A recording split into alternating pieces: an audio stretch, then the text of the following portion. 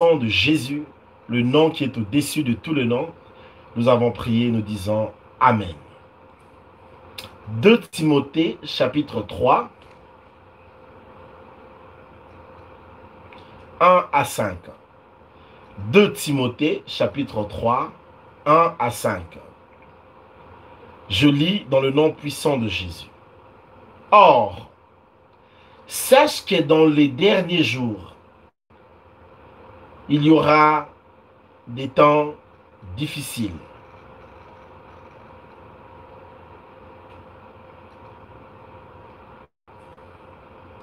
Car les hommes seront égoïstes, amis de l'argent, fanfarons, hautains, blasphémateurs, rebelles à leurs parents, ingrats, irréligieux, insensibles, déloyaux, calomniateurs, intempérants, cruels, ennemis des gens de bien, traîtres, emportés, enflés d'orgueil, aimant les plaisirs plus que Dieu, ayant l'apparence de la piété, mais réniant ce qui en fait la force.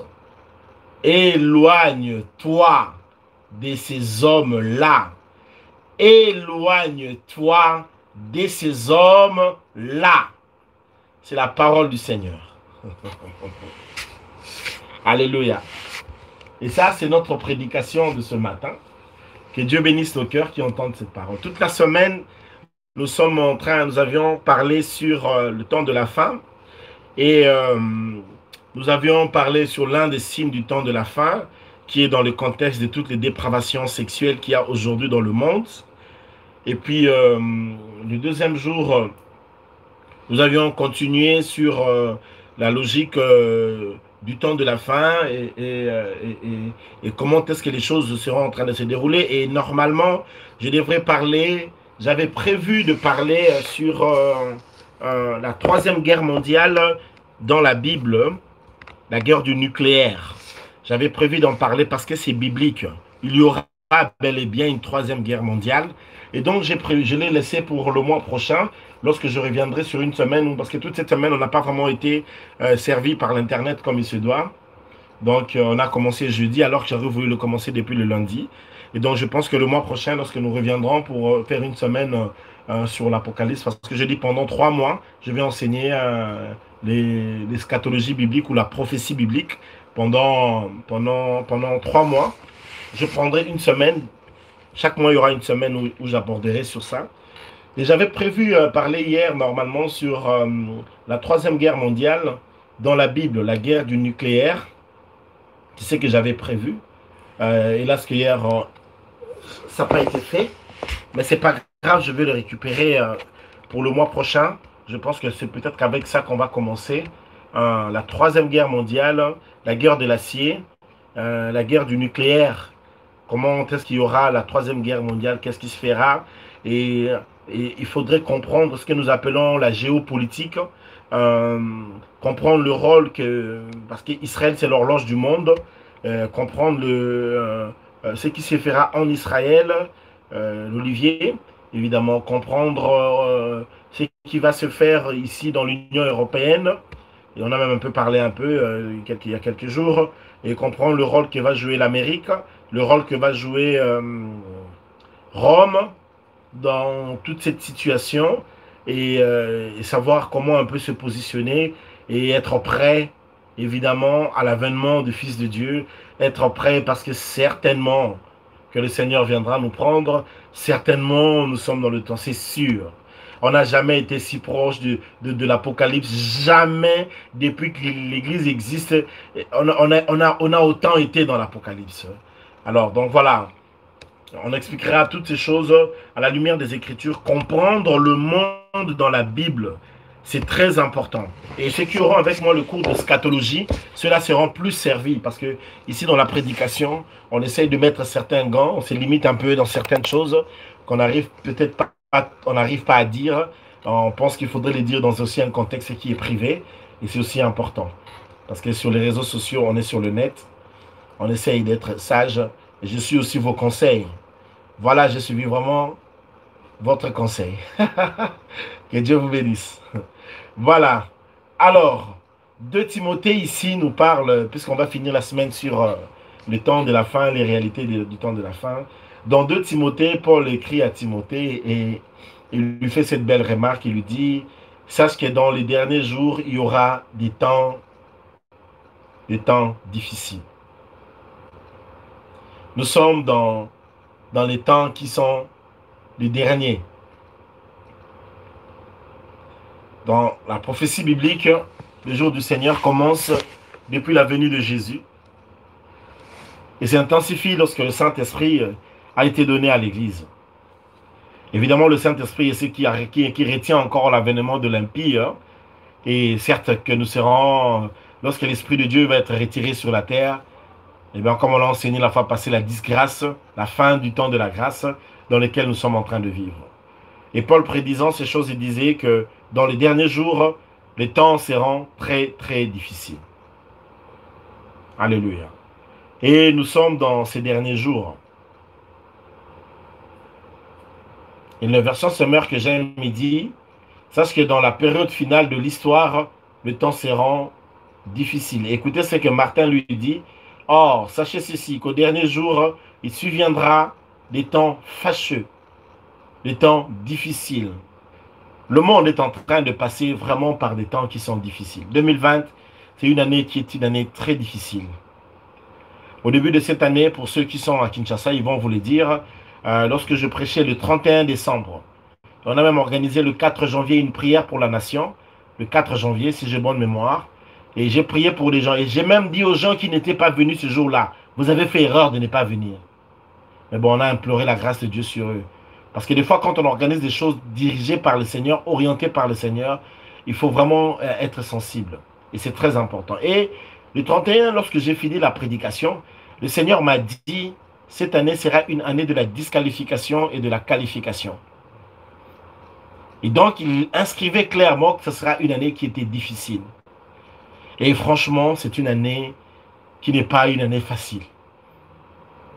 À voir tout ce qui s'est fait passer, tout ce qui se passe, je crois que le monde a rarement, hein, même l'Église a été frappée de plein fouet comme ça avec ce genre d'épidémie qui a touché non seulement le corps, mais qui a touché toutes les couches sociales et qui frappe en plein fouet l'économie mondiale, qui frappe en plein fouet la politique qui va frapper et qui est en train de faire des ravages.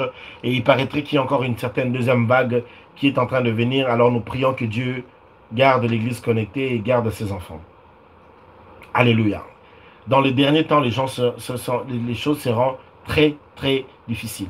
Beaucoup de gens croient que dans le dernier temps, il y aura un grand réveil, il y aura des prédicateurs. Souvent, j'entends ça des jeunes gens qui viennent prêcher. Ils disent non, il y aura encore Dieu va susciter des grands faiseurs de miracles parce qu'il y aura tellement tout ça. Non, il y aura plus de mal dans les derniers temps. Dans les derniers temps, le mal va devenir de plus en plus fort. Parce que nous sommes dans les derniers temps. Les temps vont être difficiles. Au niveau du travail, au niveau des familles, au niveau des couples, au niveau des enfants, au niveau des études, dans tous les niveaux. Dans les derniers temps, les situations seront difficiles. Alors pourquoi?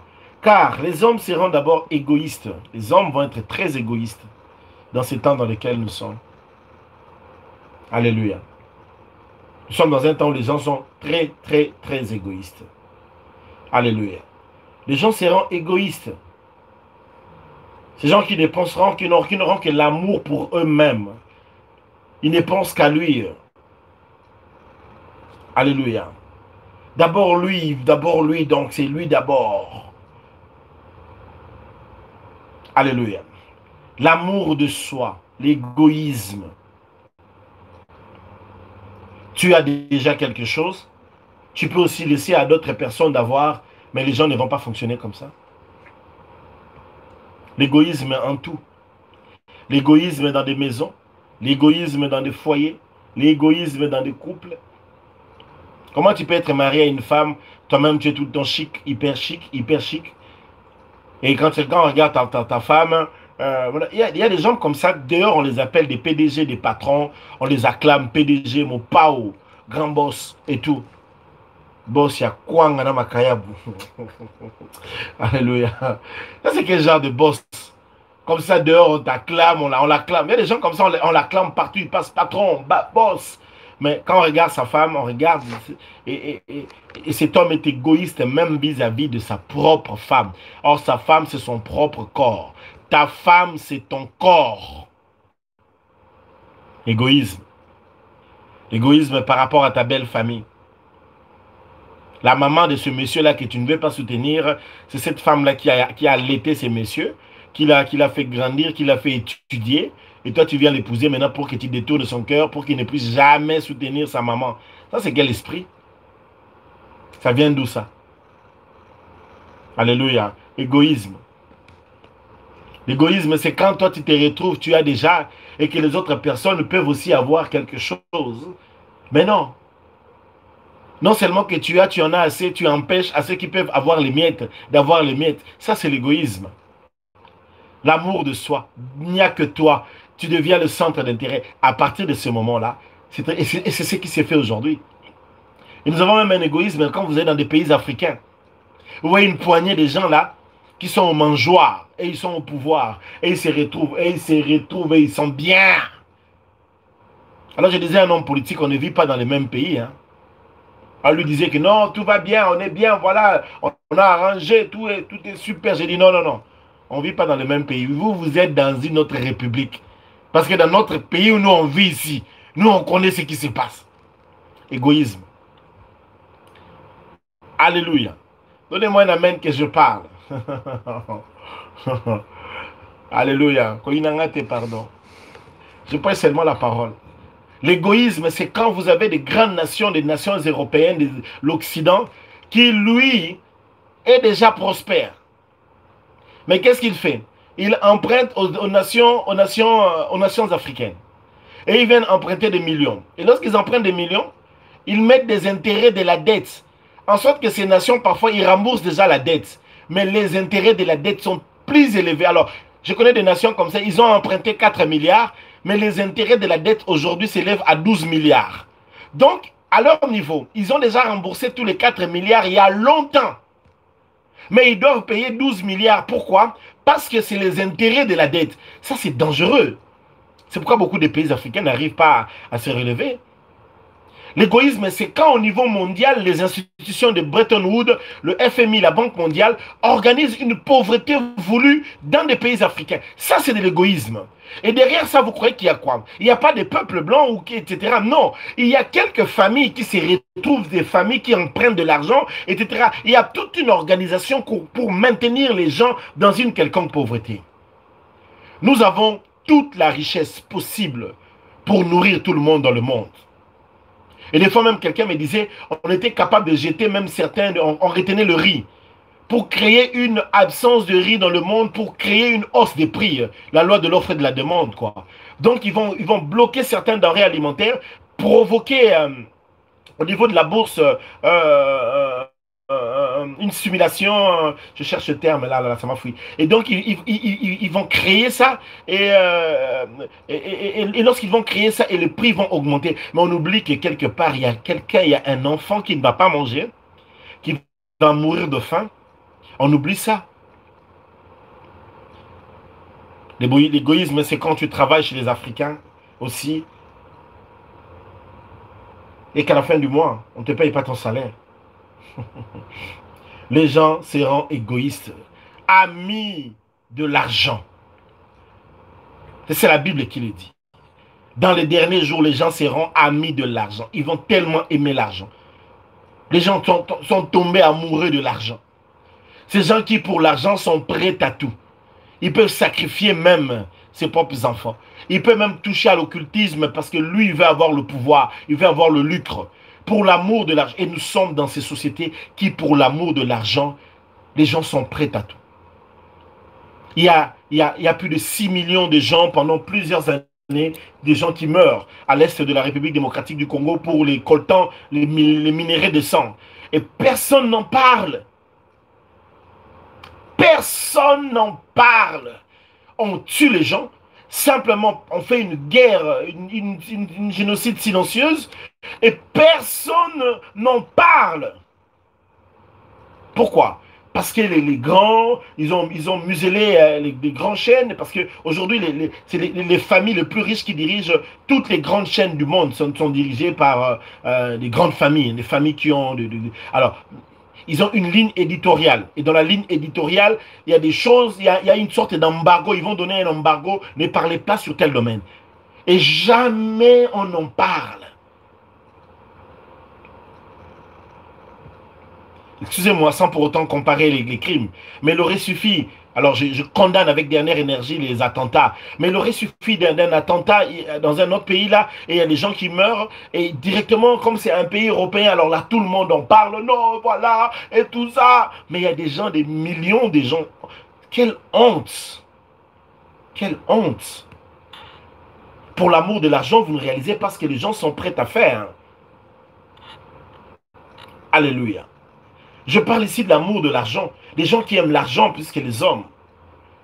Lorsque tu es ministre de la santé. Et parce que toi, tu veux avoir de l'argent, tu te gaves, tu prends de l'argent, tu mets dans ta poche. Mais qu'est-ce qui arrive à côté? À côté, il y a un garçon qui a 2 ans dans un pays africain. On doit mettre une seringue. Mais la seringue, c'est 50 cents. Mais les parents n'ont pas les 50 cents. Et pourquoi ils n'ont pas les 50 cents? Parce que toi, tu t'es gavé, tu as mis une affaire de 5-10 millions dans ta poche. Amoureux de l'argent, mais tu ne sais pas que le sang de cet enfant réclame. C'est pourquoi dans la vie, écoutez, lorsque vous voulez être autorité dans certains pays, il faut prier. Hein. C'est bien évidemment, tout le monde sait que je l'encourage. Hein. Mais faites attention parce qu'il y a une personne qui va mourir comme ça à l'hôpital parce que tu étais ministre de la Santé et que tu avais pris l'argent qui pouvait servir à acheter des seringues, tu t'es acheté une maison. Alors je connais un pays africain où dans leur morgue, il y a encore des souris, des souris qui mangent le corps des hommes. C'est comme si nous étions au XVIIe siècle. Et vous allez voir dans tel pays, les gens se gavent des millions. Tu entends des chiffres en termes de millions, tu dis, mais non, j'hallucine. Pourquoi? Parce que dans ces derniers jours, les gens aiment l'argent plus que tout. Quelqu'un peut te tuer pour l'argent. Quelqu'un peut te faire du bien pour l'argent. Parce que les gens aiment l'argent. Les gens aiment l'argent plus que les hommes. L'amour de l'argent, c'est la racine de tous les maux. Ce n'est pas l'argent qui est la racine de tous les maux ici, mais c'est l'amour que les gens ont pour l'argent. La manière dont les gens aiment l'argent. Ils aiment tellement l'argent qu'ils aiment l'argent plus que Dieu. Que quand ils doivent faire même un choix entre Dieu et l'argent, c'est l'argent qu'ils choisissent, ils ne choisissent pas Dieu. Et dans nos églises, des fois, les gens ne comprennent pas pourquoi Dieu ne donne pas l'argent aux gens. Parce qu'il y a beaucoup de gens qui ne sont pas encore préparés à avoir de l'argent. Des fois, Dieu laisse les gens au SMIC. Je vais vous dire pourquoi Dieu laisse beaucoup de gens au SMIC. Parce que ce sont des gens, parce que l'argent révèle le cœur. L'argent est une puissance. Tu es sûr, frère, sœur, si Dieu te met 50 millions en euros dans ton compte bancaire, tu es sûr que tu viendras encore te réunir avec nous ce matin ici à l'église connectée? Tu es sûr? Oh, Saranambongwa. Alléluia. Ou tu feras comme ce papa-là qui m'a envoyé un jour un message. Pasteur, je ne viendrai plus à l'église, mais je t'enverrai tous les jours ma cotisation. Je lui ai dit, papa, garde ton argent avec toi. J'ai besoin de toi ici, viens ici. Ton âme est plus importante que ton argent. Parce que quand je disais ça, je n'avais pas besoin d'argent. Bien sûr, j'avais besoin d'argent. Mais je n'ai pas besoin que quelqu'un envoie, et puis la personne elle-même va en enfer. Son âme est plus importante que la cotisation qu'il pourra mettre. Alléluia. Tout ça pourquoi? Parce que le gars, il le lucre, il a eu l'argent, il s'est acheté des maisons, des voitures, et maintenant il a ajouté le nombre de copines. Des choses.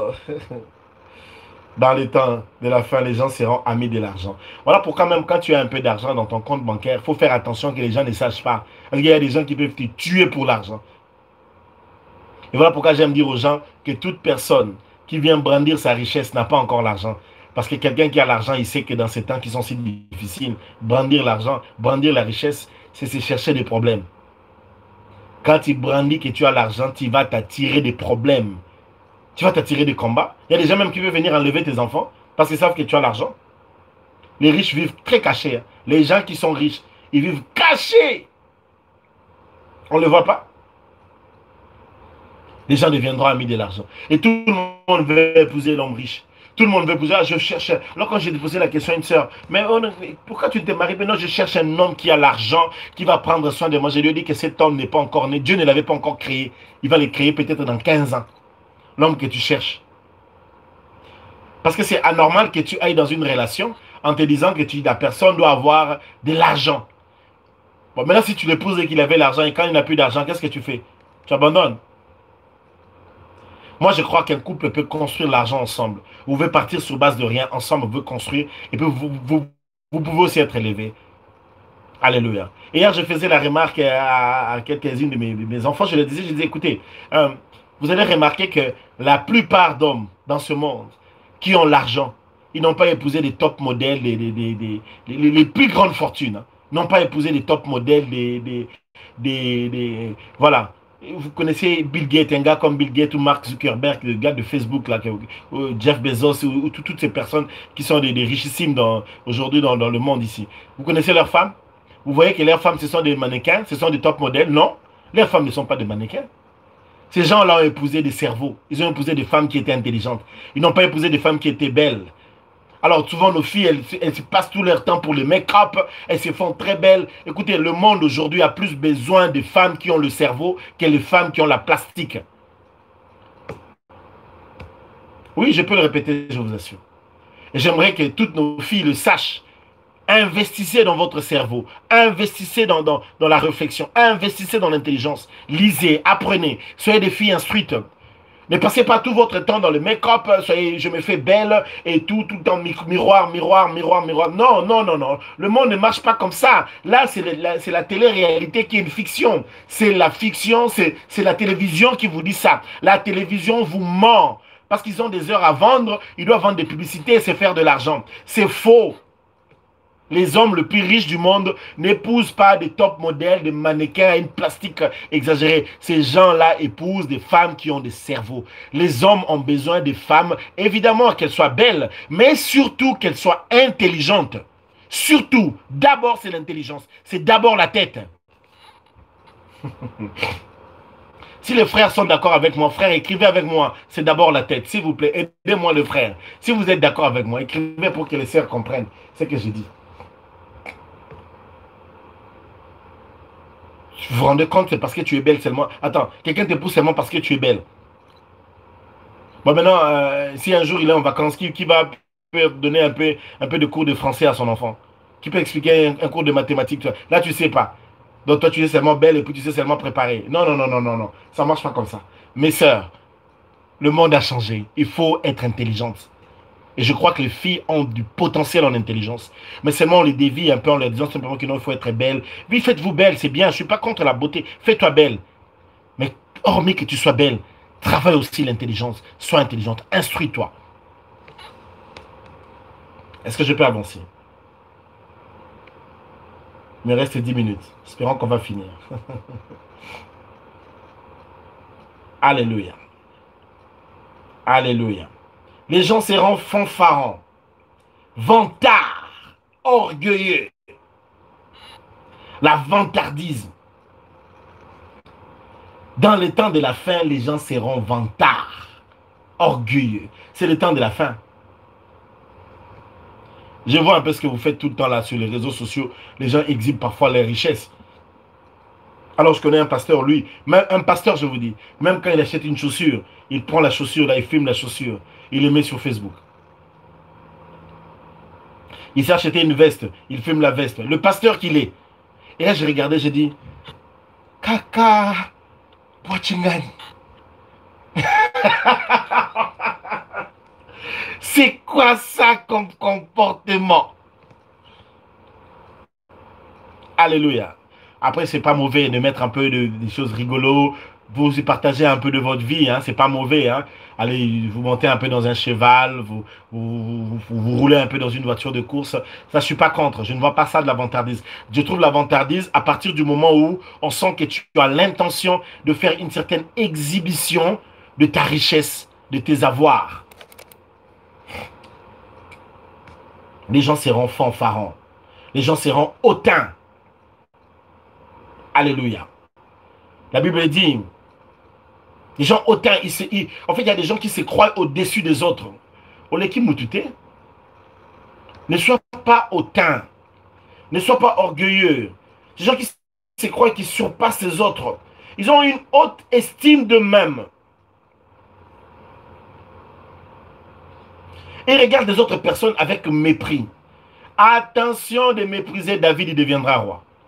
Attention de mépriser Joseph, il deviendra pharaon adjoint. Vivez simple. Vivez aimant les gens. Alléluia. Et c'est le monde d'aujourd'hui. Les gens sont très hautains. Et il y a des gens qui sont dans une compétition silencieuse des avoirs. Tel achète ceci, l'autre aussi tu veux aussi acheter ceci. L'autre achète une voiture, une Jeep, toi aussi tu dis je vais le prouver, tu veux. Non! Ça ne fonctionne pas comme ça. Vis ta vie.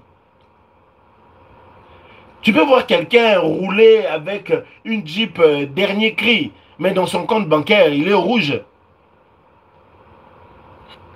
Et je connais un monsieur comme ça, lui, il a une très très belle voiture. Sa voiture, elle est très luxueuse. Mais quand il entre dans cette voiture-là, il n'a jamais du carburant. Il roule toujours avec le rouge. Quand il entre seulement, oh, mon cher, mets-moi un peu le carburant, mets-moi le carburant. Mais toi, tu as une grosse voiture comme ça. Je suis entré dans ta voiture plus de 10 fois. Dans 10 fois où je suis entré, j'ai toujours mis du carburant. Il n'a jamais du carburant. Donc, les gars, ils souffrent. Mais mon beau là, têtu. Toujours apparence. Mais ne le koyate. Et quoi, là. Donc, il vit pour les autres. Ne vivez pas pour les yeux des autres. Ne vous mariez pas pour les yeux des autres. Ne vivez pas votre vie pour que les autres gens voient. Vivez pour vous.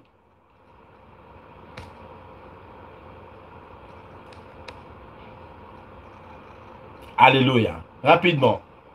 Les gens seront blasphémateurs. Nous sommes dans un monde où les gens sont blasphémateurs. Dans ces temps qui sont les derniers. Alléluia. Ils blasphèment contre Dieu. Ils n'aiment pas Dieu. Tous les jours dans les réseaux sociaux, les vidéos qui marchent les mieux, c'est les vidéos qui insultent les pasteurs. Je ne sais pas pourquoi. Je n'ai jamais compris pourquoi les vidéos qui insultent les pasteurs, c'est les vidéos les plus vues. Est-ce que vous pensez que la corporation des pasteurs, c'est la seule corporation dans ce monde où il y a des brebis galeuses? Je reconnais qu'il y a beaucoup de brebis galeuses. Il y a des criminels évangéliques. Ça, je sais. Je sais qu'il y a aussi beaucoup de bandits dans le domaine des églises aujourd'hui. Je suis pleinement conscient. Et il faut faire très attention. Ça, c'est sûr. Seulement, je remarque que il y a aussi dans d'autres corporations des brebis galeuses, dans beaucoup d'autres disciplines dans la vie. Mais c'est toujours des vidéos où on insulte les pasteurs. Les gens pour faire toujours le buzz. Et toujours, il faut aller chercher un pasteur avait fait ceci. Un pasteur, elle là, les gens vont suivre. Qu'est-ce qu'il a fait encore? Oh! Oh! Et souvent là, l'idée derrière, c'est de dire que les choses de Dieu ne sont pas sérieuses. Et l'idée derrière, c'est de taper sur le sacré. C'est ça le problème aussi. Et là, on prend tout le monde, on le met dans le même sac et on tape sur tout le monde. C'est très triste, je le sais. Mais il y a toujours des bons, même là où il y a des faux. Il y a toujours des vrais. D'ailleurs, sur ce base du vrai dollar que se fait un faux dollar. Un vrai faux dollar, il faut le dire ainsi. Alors les gens seront blasphémateurs. Les gens n'ont pas la peur, la crainte de Dieu. Les gens manquent du respect au Seigneur. Les gens, voilà, etc. Et ça, c'est pas bien. Et ça c'est pas du tout très bien. Voilà. Et tout ça, et j'entends parfois des gens avec, j'avais dit là, dans cette semaine que l'athéisme était devenu une religion moderne aujourd'hui. Les gens se versent dans l'athéisme et les gens insultent le Seigneur, les gens se moquent de l'œuvre de Dieu, les gens se moquent des pasteurs, et des fois les gens insultent ce qui est sacré. Et attention, parfois il faut faire très attention. Faire très attention. Après, c'est vrai qu'il faut avoir du discernement. Personnellement, il y a des choses que quand je ne comprends pas, je mettais. Et je mettais sérieusement. Quand je ne comprends pas, je mettais. Après, quand je discerne que je me rends compte que cette chose n'est pas correcte, je lui dis cette chose n'est pas correcte. Et, j'ai des serviteurs de Dieu, des gens appellent serviteurs de Dieu, que je sais que ce ne sont pas des serviteurs de Dieu, ils se sont improvisés serviteurs de Dieu, ça je le sais. Après, il y a d'autres gens pour qui je me pose la question s'ils sont serviteurs de Dieu. Et il y a quelques-uns pour qui j'ai prié et Dieu ne m'a rien dit. Et puisqu'il ne m'a rien dit, je suis resté calme, j'observe et je ne commente pas. Après, il y a ceux à qui Dieu m'a dit que ça, ce n'est pas mon serviteur. C'est là que je reconnais que ce sont des gens qui servent Dieu dans le noir. Donc voilà. etc. Évidemment, il faut être prudent, mais ne laissons pas aller dans les blasphèmes. N'insultons pas le sacré parce qu'il y a des gens qui ont fait des bêtises. Et là, j'ouvre un peu une parenthèse pour dire, aujourd'hui, c'est très difficile, parfois même de parler sur les offrandes, les dîmes dans nos églises. Pourquoi? Parce qu'il y a tellement d'abus et le diable s'en sert, parce qu'il sait aussi que c'est un canal, c'est biblique. C'est la parole de Dieu. Et le diable sait que si ces choses sont respectées, il y aura une conséquence de la bénédiction dans la vie du peuple de Dieu, mais pour appauvrir l'Église. Si le diable a beaucoup tapé dans le domaine des finances dans les églises, c'est pas en vain. C'est parce qu'il veut appauvrir l'Église. Parce qu'il veut créer une incrédulité dans le cœur des gens. Et il y a des gens qui sont tombés dans cette incrédulité. Et le diable a réussi son coup dans leur vie. Il a utilisé des aventuriers qui ont fait des abus. Et quand ils ont fait des abus, les gens sont devenus incrédules. Quand les gens sont devenus incrédules, Satan est content. Parce qu'il sait que maintenant qu'ils ne donnent pas à Dieu, Dieu ne va pas leur bénir. Même s'ils prient, ils peuvent gêner 150 jours de jeûne à sec. Il sait que pour s'ouvrir, c'est le plan matériel. L'homme doit respecter ses principes. Et comme ils ne vont pas respecter ses principes, ça ne va pas marcher. Une des choses pour lesquelles le diable crée des abus, c'est pour créer l'incrédulité dans le cœur des enfants de Dieu. Et là maintenant, il y a beaucoup des hommes de Dieu qui ne peuvent plus, on ne peut plus, ça devient difficile. Parce que si tu touches dans ces domaines-là, tu es traité d'aventurier. Alors maintenant, tu dois faire un choix. Ou je décide de bénir ce peuple en leur disant la vérité, ou je m'étais en leur laissant dans les difficultés. Je vais vous raconter une histoire triste. Je suis allé dans une maison un jour prier. Quand je suis allé dans cette maison-là, c'était à Kinshasa. Ces gens-là, ils avaient une affaire. L'affaire, c'était une affaire qui allait vers 4 milliards de dollars à l'époque. Ils étaient en train de vendre... ils étaient dans un réseau, bon, un réseau officiel d'un marché, bon, je ne vais pas dire, mais d'un marché très important. Et c'était un truc qui s'est vendu à 4 milliards. Et quand je suis entré dans la maison, j'étais en train de prier. Dieu m'a dit, ces gens ici, pour qu'ils puissent voir la main, ils doivent faire une offrande. Et Dieu m'a précisé ce qu'il devait donner. J'ai dit à Dieu, non, non, non. Ça, je ne peux pas dire. Ça, je ne dirai pas.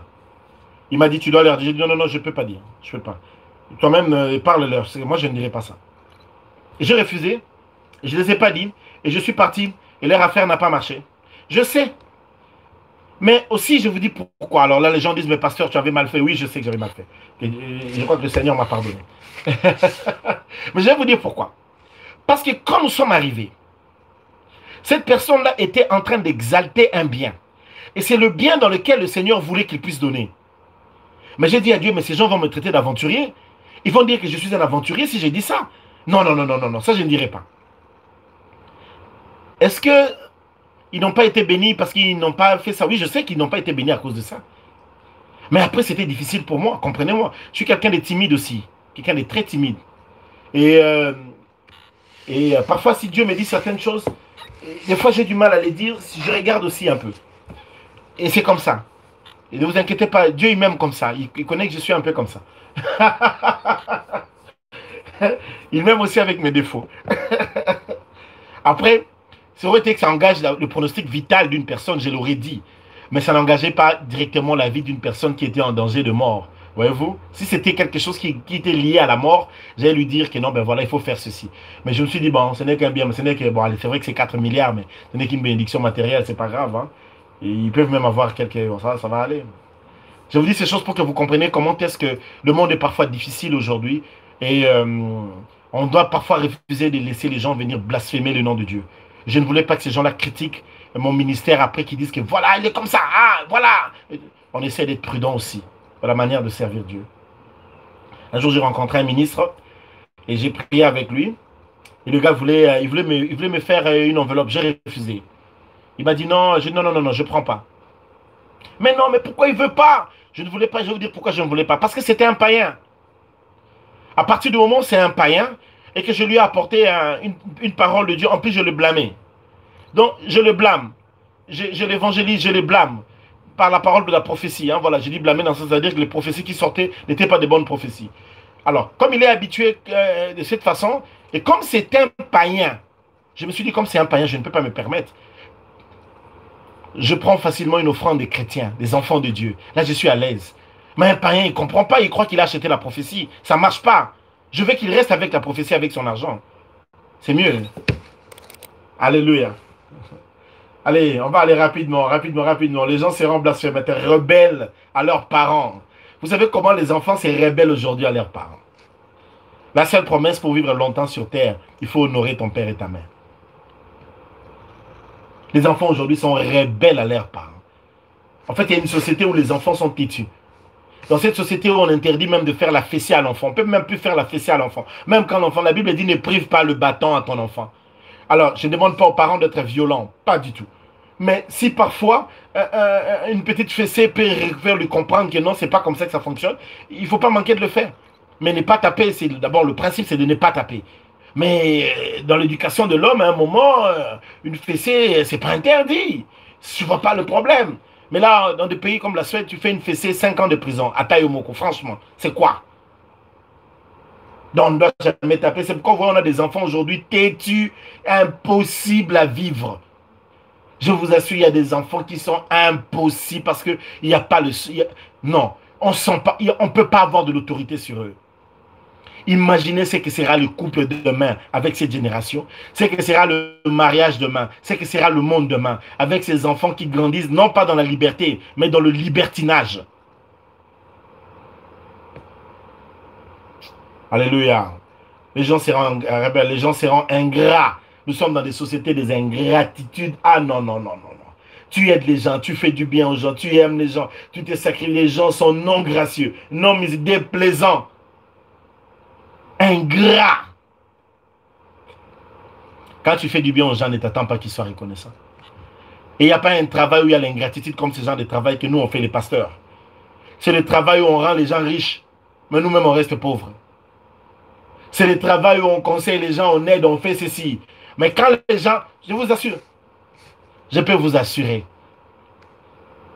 j'ai dans toute ma vie, je ne sais pas, j'ai forgé combien de gens du plus bas niveau de pauvreté et qui ont atteint des millions. J'en ai dans mon ministère, je les ai. Des gens qui sont venus de rien. Tu as donné la parole, tu as encadré. Mais quand ils ont réussi dans la vie, la seule chose qu'ils ont fait, c'est de t'oublier, de t'éradier même de leur téléphone. Alors pour rien. Je dis bien pour rien. Et puis quand vous êtes en contact avec eux, ils vous parlent bien. Le monde est fait des ingratitudes graves. L'ingratitude envers les parents. L'ingratitude envers ton mari. L'ingratitude envers ta femme. Il y a des femmes comme ça qui se déchirent pour toi. Elle investit pour toi. Voyez-vous, quand tu es étudiant, là tu étudies, elle travaille. Elle contribue dans ta vie. Maintenant, quand toi tu réussis, tu la oh non, maintenant j'ai maintenant l'argent et tu l'abandonnes, tu vas aller chercher l'autre. Non, parce que là maintenant, je cherche maintenant la femme de ma vie. Ah! Je vais parler à toutes ces personnes qui sont blessées par les ingratitudes. Et ces hommes qui ont fait, tu fais venir une femme d'Afrique, la femme arrive en Europe comme ça, dès qu'elle arrive en Europe, elle va récupérer son ancien copain. Le monde est fait des ingratitudes, le monde est fait des chocs. Tu seras parfois surpris là où tu ne t'attends pas. Et c'est comme ça. Et même dans le monde de l'église, tu peux prendre quelqu'un comme ça qui vient à l'église, tu l'enseignes, tu le formes, tu le prépares, tu l'apprends les choses de Dieu. Et les gars, lorsqu'il se sent qu'il devient prêt aussi, lui, aller directement, le seul coup qu'il veut porter, c'est de porter coup à son église, de porter coup à son pasteur. Et là, il te cherche des problèmes. L'ingratitude. Tu t'investis dans la vie des gens, tu invites les gens, tu te déchires à 1000 morceaux, tu fais venir tes frères et sœurs d'un pays quelconque, tu te bats pour que des gens de ta famille réussissent. Lorsqu'ils arrivent à réussir, lorsqu'ils arrivent en Europe, la première personne qui se met à combattre, c'est toi.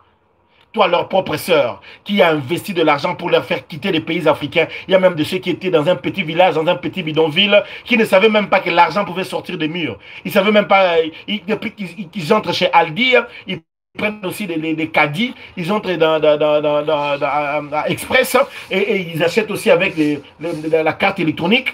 Et donc, depuis là, ils deviennent ingrats et puis ils te manquent de respect. C'est ça le monde. Et je peux vous parler pendant une semaine sur l'ingratitude et ses méfaits. Le monde est fait des gens ingrats, des gens que tu aides. Des fois, tu vois quelqu'un venir comme ça, oh non, j'ai pas de papier. Tu l'aides, tu donnes un travail, tu donnes un couloir, la personne, tu l'aides. Et la personne, direct, la même personne qui avait des difficultés pour avoir le travail, tu lui donnes le travail. Mais au lieu maintenant de travailler sérieusement, la personne commence à travailler avec négligence. Ingrat. Le monde est fait comme ça, des gens ingrats. Des gens que tu aides, mais qui à leur tour ne te rendent pas la monnaie. Même si tu ne veux pas me renvoyer l'ascenseur, mais du moins ne m'insulte pas. Parce qu'il y a d'autres gens, ils ne veulent pas te renvoyer l'ascenseur, mais puis ils t'insultent encore. Soyez reconnaissants. dans la vie. Apprenez à être reconnaissant. Les gens sont emportés, enflés d'orgueil. On va passer. Aimant le plaisir plus que Dieu. Ils aiment le plaisir plus que Dieu. Alléluia. Pour eux, le plaisir, c'est plus que Dieu. Pour les choses du monde, ils sont là. Pour donner dans les moziki, pour donner dans le mariage de tel, la fête de tel, dans des deuils de tel, là, il n'y a pas de problème. Mais quand on leur dit, écoutez, on a un truc à faire pour l'église connectée ici, on a besoin de nous acheter telle chose, ah non, mais comment ça? Parce que les gens aiment le plaisir plus que Dieu, parce qu'elle sait qu'elle va être en tenue, quand elle va aller là-bas, elle va se faire belle, il va se faire beau, voilà, là c'est bien. Les gens aiment le plaisir plus que Dieu. Pour te faire plaisir à toi, c'est bien. Mais quand il faut faire plaisir à Dieu, non.